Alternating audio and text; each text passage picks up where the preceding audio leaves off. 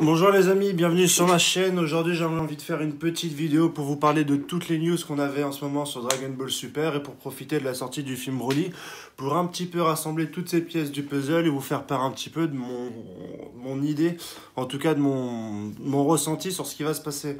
Donc comme on sait, on a tous vu le dernier chapitre Dragon Ball Super numéro 40 où on a été déçus et je vois beaucoup de vidéos, on essaie de savoir un petit peu si la responsabilité est sur le dos de Toyotaro ou si elle est sur le dos de Akira Toriyama, hein, qui a pondu apparemment, qui pond des scripts qui donnent et à l'animé et à Toyotaro pour continuer l'histoire, ou est-ce que c'est la Toei Animation qui derrière tout ça bâcle un petit peu l'histoire de l'œuvre qu'on connaît depuis tout petit, ou si encore c'est la Shueisha.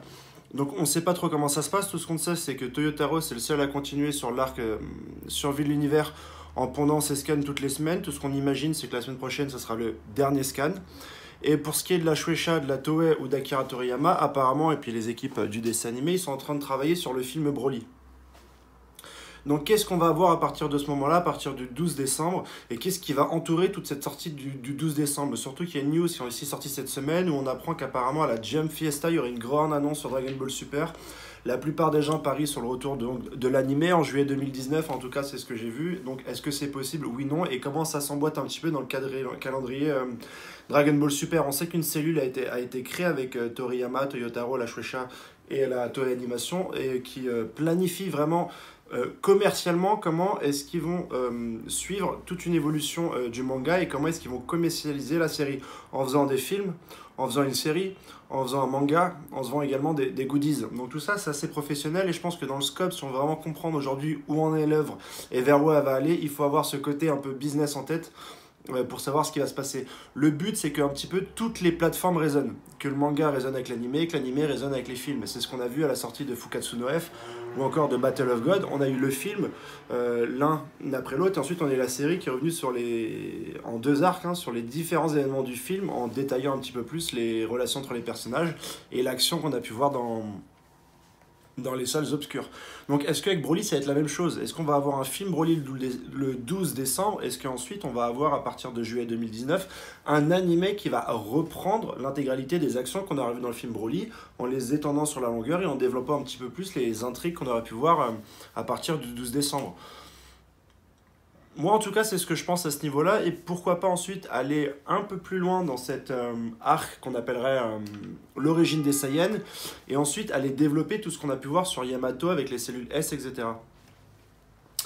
Donc moi, c'est ce que j'ai envie de savoir. C'est un petit peu aujourd'hui l'hypothèse que j'ai envie de développer dans cette vidéo. C'est est-ce qu'avec le film Broly le 12 décembre, on avance sur une deuxième partie de Dragon Ball Super qui sera embryonnée sur un film puis sur un manga avec pourquoi pas Toyotaro qui dès le scan de novembre, parce que les scans sont à peu près autour du 20-22 de chaque mois.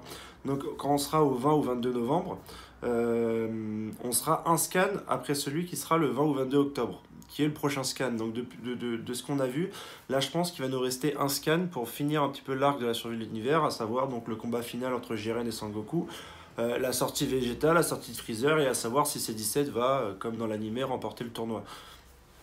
On s'en fiche un peu tous, je pense que moi le premier, j'espère qu'on aura une fin pas trop bâclée, avec un peu de qualité. Hein. Si Toyotaro quand même a fait assez de place dans les scans précédents, c'est peut-être pour nous délivrer un dernier scan de qualité, avec une narration qui est poussée et qui nous permet d'avoir un dernier chapitre qui clôturerait cet arc qui est, on le sait tous, un peu bof. À partir de là, Toyotaro pourrait ensuite sortir donc en novembre, à partir du 20 ou du 22, un premier scan sur l'affaire Broly. Donc soit un scan qui remonterait dans le passé, qui nous expliquerait des choses sur Broly qu'on n'a pas le temps de développer par exemple dans le film, soit il reprendrait le premier quart d'heure du film en scan, en prenant son temps et en plaçant un petit peu les univers pour pouvoir mettre un cliffhanger pile poil au moment le plus important, peut-être à l'apparition de Broly, le voir de dos, etc. Comme on a eu par exemple dans les scans de Fukatsu no F, avant la sortie de Fukatsu no F, on a eu deux arcs sur Freezer qui nous expliquaient un peu des choses sur lui, sur l'entraînement de Sangoku et Vegeta sur Whis, et sur Freezer, sa résurrection, et puis la relation qu'il avait avec l'armée qui est encore vivante. Donc je me demande si on n'aura pas la même chose à ce moment-là, donc sur le scan de Broly en décembre.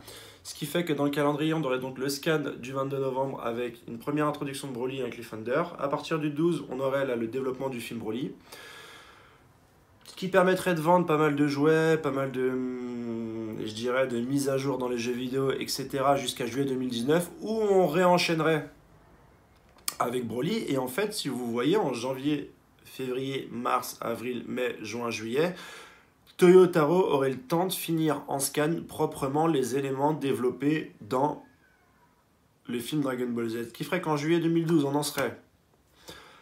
L'animé recommence sur le film de Broly et les scans a déjà fini l'arc. Et en ce cas-là, on aurait pour une fois Toyotaro qui serait avant l'animé et qui pourrait nous faire profiter sur le format papier en tout cas de l'aventure sans qu'on puisse l'attendre comme c'est depuis le début de Dragon Ball 16 qui le mettrait déjà en avant et en figure de proue un peu sur cette entreprise Dragon Ball Z. Peut-être que dans la première partie, donc l'animé qu'on a eu, on n'a pas voulu exposer Toyotaro en avant, qu'on l'a volontairement mis en arrière pour pouvoir présenter d'abord l'animé aux spectateurs et ensuite laisser à Toyotaro le temps de se créer, de se développer et de se faire accepter par toute la base femme qui est énorme. Et peut-être que là on est sur la seconde partie et qu'une fois que le film est lancé, on pourrait mettre Toyotaro en tête qui nous ponde des scans avec la suite de Broly par exemple qui irait, comme j'ai dit précédemment, sur Yamato. Peut-être que Broly réveillerait quelque chose.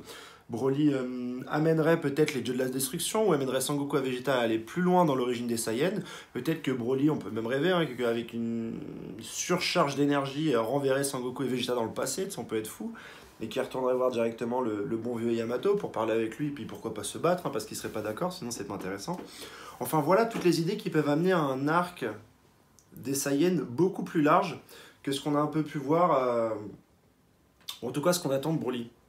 Et moi, c'est vers là, vraiment, je me dis que la Toei Animation, en fait, s'ils te relancent, enfin, s'ils te mettent une annonce sur la Fiesta 2018, qui est pour l'année 2019, en disant une grande nouvelle pour Dragon Ball Super, je pense que c'est le retour de Dragon Ball Super. Ce qui serait intéressant, c'est d'aller voir les audiences de Dragon Ball Super et d'aller constater, d'aller vérifier que les audiences étaient positives, en tout cas commercialement, pour se dire que businessment parlant, c'est un bon truc de relancer Dragon Ball Super. Moi, je pense que la réflexion peut aller jusqu'à là, si jamais, donc comme j'ai dit, dans le Jump Fiesta, on annonce cette grande nouvelle et qui serait l'animé. C'est qu'aujourd'hui, je pense qu'ils se sont assez préparés pour aller te pondre un animé qui va au-delà de ce que peut nous présenter le film avec des arcs qui vont derrière. Et je pense que tous les fans, ce qu'ils attendent, c'est du Saiyan dans les protagonistes et du Saiyan également dans les antagonistes, dans les méchants et avoir un vrai méchant qui puisse aller nous redonner, je sais pas, un peu de frisson ou un peu de passion ou un peu de ce badness, ce badass qu'on avait dans les anciens épisodes de Dragon Ball Z. Hein. Et je pense que Broly, c'est une bonne porte d'entrée pour aller visiter tout ça. Donc je voulais partager tout ça avec vous. Partager le retour prévu de l'animé dans le Jump Fiesta, ça serait pas mal. Et voir un peu comment je voyais les prochaines années, en tout cas pour Dragon Ball Super, et comment je voyais Toyotaro remis au devant de la scène. Parce que je pense que c'est pas possible, sans contrepartie, qu'on le mette comme ça en arrière à travailler sur cet arc Survie de l'univers qui a été vraiment une déception pour tous.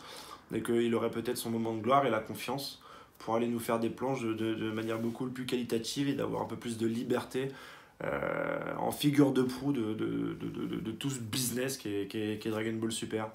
N'hésitez pas à liker, partager si vous aimez cette vidéo, à en parler autour de vous.